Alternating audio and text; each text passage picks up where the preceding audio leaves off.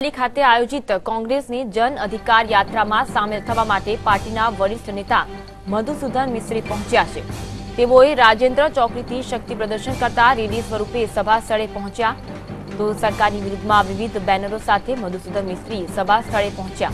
बीजी तरफ प्रदेश कांग्रेसना वरिष्ठ नेताओ अने युवा नेताओ साथे अहमद पटेल अने राजीव सातव पण सभा स्थळे पहोंची रह्या छे। तो अहमद पटेल अने मधुसूदन मिस्त्री सभा स्थळे पहोंची रह्या छे। तो कांग्रेसना वरिष्ठ नेताओमां जे मुद्दे होવાનું સામે આવ્યું હતું તે અંગે પણ આજે ચર્ચા થાય અને ક્યાંક ડેમેજ કંટ્રોલની કાર્યવાહી થાય તેવું મનાઈ રહ્યું છે। તો આ તરફ સરકારની વિરુદ્ધમાં વિવિધ બેનરો સાથે મધુસૂદન મિસ્ત્રી સભા સ્થળે પહોંચ્યા હતા તેના દ્રશ્યો છે। બીજી तरफ प्रदेश कांग्रेसना वरिष्ठ नेताओं और युवा नेताओं साथ अहमद पटेल और राजीव सातव पण सभा स्थळे पहोंची रह्या छे। तो अरवलीमां कांग्रेसनी जन अधिकार महासभा है। अरवली खाते आयोजित कांग्रेसनी जन अधिकार यात्रामां सामेल थवा पार्टीना वरिष्ठ नेताओ सभा स्थळे पहोंची रह्या छे। वरिष्ठ नेता मधुसूदन मिस्त्री पहोंच्या। तेओए राजेन्द्र चौकथी शक्ति प्रदर्शन करता रेली स्वरूपे सभा स्थळे पहोंच्या।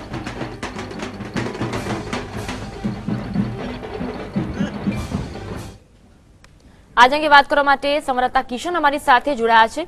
किशन, जे सभानुं आयोजन करायुं छे, कया कया वरिष्ठ नेताओ सभामां उपस्थित रहेशे?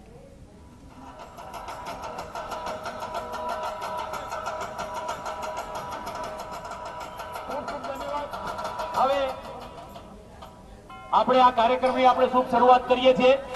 ખાસ કરીને આપણા આગેવાનો અને વડીલો મહાનુભાવોની આપણે પૂર્વ મંજૂરીથી લોકસભાની ચૂંટણીને હવે ગણતરીના મહિનાઓ બાકી છે ત્યારે કોંગ્રેસે એમ કહી શકાય કે પોતાનું જે શક્તિ પ્રદર્શન છે, પોતાનો જે પ્રચાર છે તેના શ્રી ગણેશ અરવલ્લી સાબરકાંઠા જિલ્લાથી કર્યા છે કે જ્યાં મોટી સંખ્યામાં આદિવાસી સમાજના લોકો રહે છે, જે હાલ સરકારની જે નીતિઓ છે તેનાથી વધારે નારાજ જોવા મળી રહ્યા છે અને તેનો લાભ છે તે કોંગ્રેસ લેવા માટેનો પ્રયત્ન કરી રહી છે।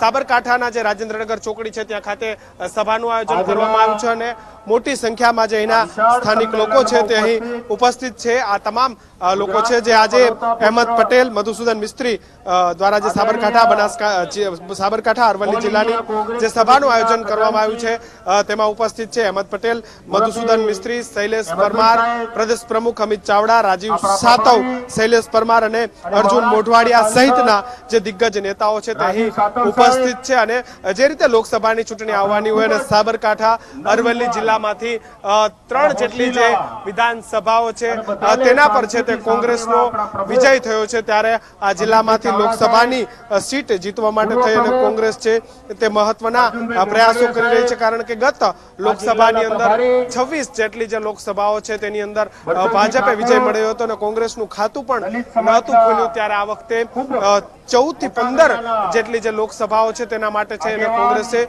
પોતાનો ટાર્ગેટ રાખ્યો છે અને તેના માટે થઈ અને આજે જે શ્રી ગણેશ છે જે લોકસભાની ચૂંટણીના જે પ્રચારના શ્રી ગણેશ છે તે સાબરકાંઠા અને અરવલ્લી જિલ્લામાં કહી શકાય કારણ કે આ જિલ્લામાંથી છે તે કોંગ્રેસે જે પોતાનો જે પ્રચાર છે તે શરૂ કર્યો છે।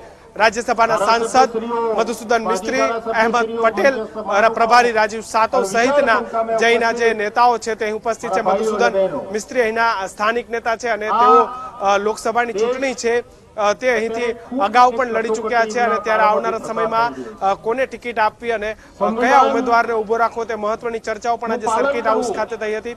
બીજી મહત્વની વાત કરીએ તો થોડા દિવસ પહેલા અર્જુન મોઢવાડિયાના નિવાસસ્થાન ખાતે જે બેઠક થઈ હતી ત્યારબાદ છે તે કોંગ્રેસમાં જે ભૂકંપનો માહોલ સર્જાયો હતો ત્યારે અર્જુન મોઢવાડિયા પણ આજની જે આ બેઠક છે જે સભા છે તેમાં ઉપસ્થિત છે। થોડી વાર પહેલા અહેમદ પટેલ સાથે તેઓ સર્કિટ હાઉસ ખાતે પણ મહત્વની બેઠક કરી હતી અને હાલ પણ જે સભા છે ત્યાં પણ અર્જુન મોઢવાડિયા છે તે ઉપસ્થિત છે। જી કિશન, બિલકુલ સાથે જ જે રીતે અહેમદ પટેલ અને રાજીવ સાતવ છે એ એક તરફ કોંગ્રેસના સિનિયર નેતા, બીજી તરફ કોંગ્રેસના યુવા નેતાઓ વચ્ચે મધ્યસ્થી કરવાના હોવાની પણ શક્યતા છે, તે વિશે શું વિગત મળી રહી? આ ત્રણેય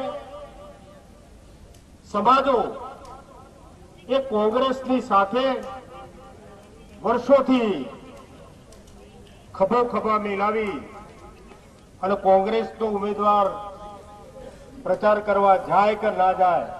અન્વી થોડા સમય પહેલા જ હિંમતનગર સર્કિટ હાઉસ ખાતે છે તે લંચ માં અહેમદ પટેલ, અર્જુન મોઢવાડિયા, સાથોસાથ અમિત ચાવડા, પ્રભારી રાજીવ સાતવે છે તે સાથે ભોજન લીધું હતું। તેઓ એક જ ગાડીમાં છે તે અમદાવાદ એરપોર્ટ થી હિંમતનગર સુધી પહોંચ્યા હતા, કારણ કે કોંગ્રેસમાં છે તે વારંવાર આ પ્રકારના બનાવો બનતા હોય છે। સિનિયર જુનિયર નેતાઓ વચ્ચે જે એક પાતળી દિવાલ છે જે કોંગ્રેસમાં ઉભી થઈ છે તેને મટાવવા માટે, તેનો સોલ્યુશન લાવવા માટે અહેમદ પટેલે છે તે મહત્વની મુલાકાત અર્જુન મોઢવાડિયા સાથે કરી હતી। તેમને કઈ બાબતો છે જેનાથી હાલ છે તે તકલીફ છે, કયા લોકોને સ્થાન મળવું જોઈએ, કયા કાર્યકર્તાઓને સ્થાન મળવું જોઈએ, કોંગ્રેસમાં કયા કયા નેતાઓ છે જેમની અવગણના થઈ રહી છે, આ તમામ માહિતી છે તે અર્જુન મોઢવાડિયા પાસેથી સિનિયર નેતાઓએ લીધી હતી અને આ બાબત જલ્દીમાં જલ્દી સોલ્યુશન લાવવા માટેના પ્રયત્નો છે તે અહેમદ પટેલ દ્વારા કરવામાં આવી રહ્યા છે। જી બિલકુલ કિશન, આપ લાઈન પર બન્યા રહેજો, આગળ પણ આપનો